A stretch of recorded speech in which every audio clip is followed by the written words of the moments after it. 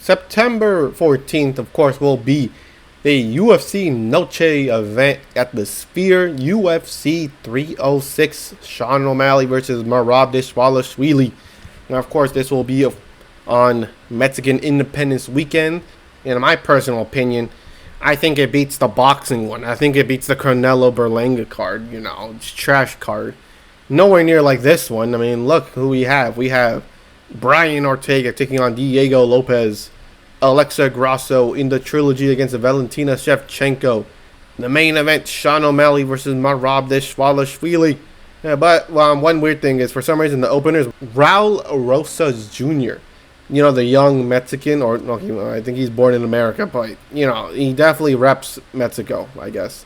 He's the first fight, not even in the main card. It's just so weird. It's like, wouldn't you want to, expose this guy to the world? Be like, hey, guys, we have a Mexican. His name is Rosas Jr. Look at him. He's so cool. But I guess we just get a bunch of Americans fighting in a Mexican card. Oh my god, it's so dumb. It's like UFC Noche, and the main event ain't even Mexicans. The co-main event is against a decision merchant, most of the time anyways. And the other one is Ortega, who's an American, taking on Lopez, a Brazilian. So, whatever. But anyways, let's talk about the Ortega-Lopez fight first. Of course, Diego Lopez. 25-6, 10 wins by way of knockout, 12 submissions and 3 decisions, 2 losses by way of knockout and 4 decisions, coming off of a unanimous decision win against Dan Ige. Of course, that was supposed to be against Brian Ortega, but Ortega, supposedly, if we're being honest, they said Ortega was set to fight some dude in lightweight, but last minute something happened and he had to fight at featherweight, which of course he couldn't cut weight in a healthy way, so they called off the fight. And Ige, being the absolute unit he is, he said, I'll take on this guy. He seems easy, and then he loses. But hey, he's back again, and we like it. But anyways, Brian Ortega, T-City, 16-3, 3 wins by way of knockout, 8 submissions and 5 decisions, 2 losses by way of knockout and 1 decision. Of course, his losses come by Max Holloway, the champion at the time, Alexander Volkanovski, the champion at the time, and Yair Rodriguez because of shoulder injury, which is super dumb because this Ortega's a bum. He needs to defend his number 3 spot. And look what happened. He rematched Rodriguez and he submitted him. Hell yeah. So he only lost to the champions and by a freak accident. Maybe not freak accident, but an accident, right? Of course, I did talk about this fight before, and people are like, oh, Diego Lopez is going to murder this guy. First of all, why would you want that? This guy's just here to get a paycheck. I don't know why you're trying to talk about it like that. But anyways, I still got my prediction. Ortega's gonna submit Lopez in the second round. I get it. People are like, Lopez is super strong. He's the future. He's 29. He's supposed to already be here. But anyways, Ortega submits him. I don't care how. I did say Twister and Wet Willie, but I'm trying to think that might be a little bit less than possible.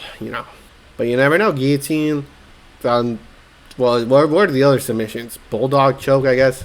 I don't know. Leg lock, I guess, is another one. I don't know. Ankle pick.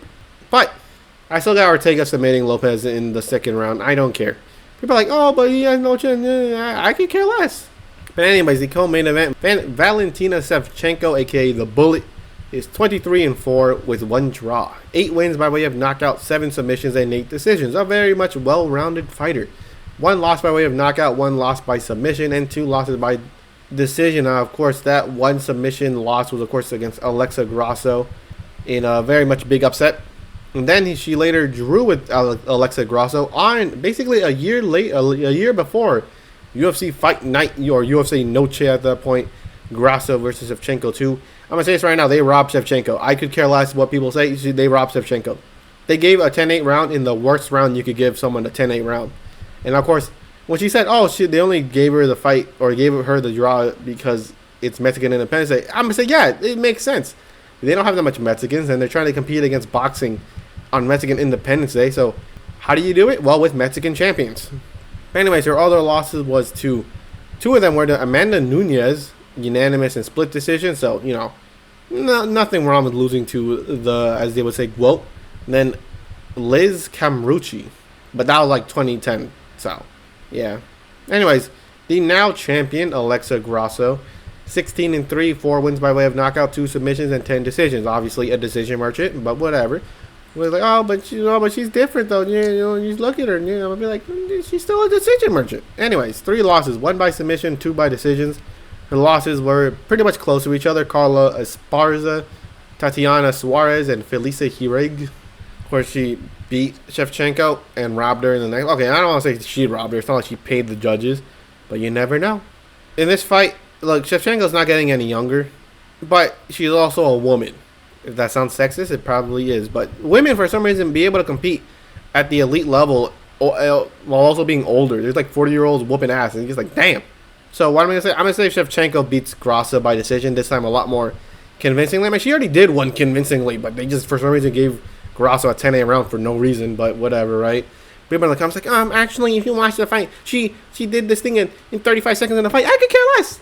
Did not warrant a 10-8 round. Shevchenko, unanimous decision win over Grasso.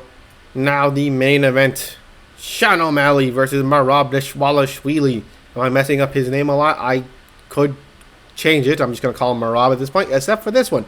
Merab Dvalishvili, the machine. 17-4. 3 wins by way of knockout. 1 submission and 13 decisions. Like I said, this card for the Spear, oh my god, it's going to take a miracle to beat the Canelo card.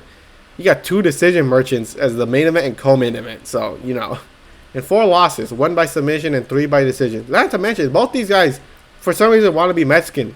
Or maybe not want to be, but they rep the flag or something. They rep Mexico for some reason. For equally weirder reasons, but we'll talk about that later. Of course, his losses came back quite close to each other. His first official pro fight, and then a fight later, he later lost again. And then to Frankie Cyan and Ricky Simon.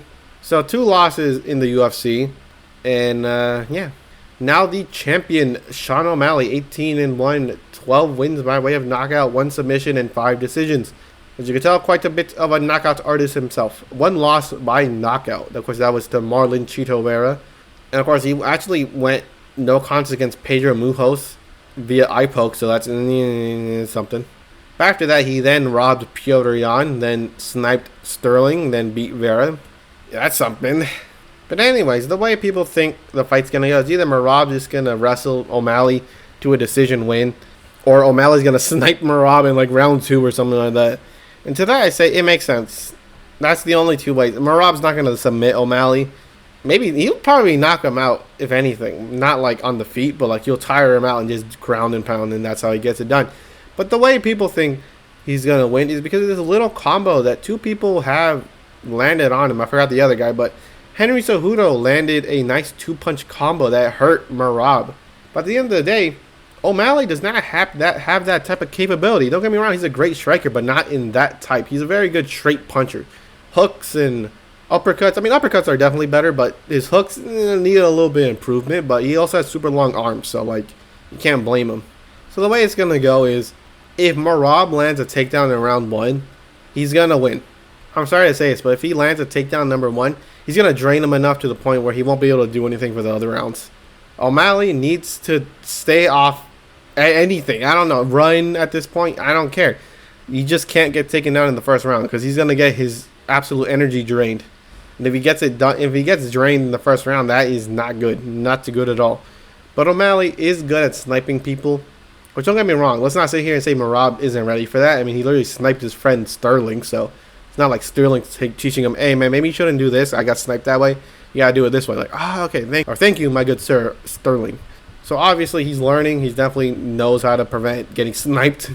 So the way it's gonna work is, it's such a close fight because either of them can end the fight with just a simple movement. If Merab gets sniped, he's not gonna really recover from that. But if O'Malley gets taken down, he's just gonna get his energy drained. It's just how it goes. Merab is too much of a working man. He doesn't even take you down to submit you. He just takes you down just because he just can at this point. Not to mention, someone like Yan also took O'Malley down. But the thing is, Yan is a better striker than Merab. Of course, like people say, Merab will land a lot of better punches on O'Malley in the first round. Because like they say, when someone has the threat of takedowns, their striking will look better. Or something like that, right? It will land cleaner. And, well, it'll just do that. By the end of the day, it's just a 50-50 fight. I do not know who. I don't feel comfortable picking either of these guys. Because O'Malley is more than capable enough of sniping Merab, and like I said, Merab is way more than capable than, to take him down. But it's just, I'm gonna say this right now. I'm gonna say it. Sean O'Malley stops Merab in the first round. I'm gonna say it. I'm gonna put it in. Sean O'Malley stops Merab in the first round. I don't know how, but I think he's gonna snipe him. I don't know. It's just, I just have this feeling inside my heart. O'Malley first round stoppage win over Merab. Well, they better hope it's a first round stoppage, because if it goes decision, that would hurt the UFC a lot. Like, great, now we got decision merchants as our champions. Oh well.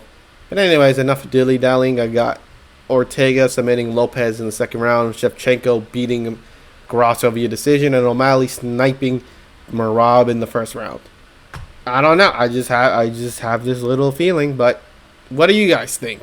It's definitely super close, but what do you guys think? But anyways, hope you enjoyed this video, and I'll catch you in the next one. What a shot. He's staggered. He's staggered. Does he know? Does he know he's even good? This round could go either way. 10 seconds, and now going for the finish. Beautiful, sneaky shot to take his legs away from him.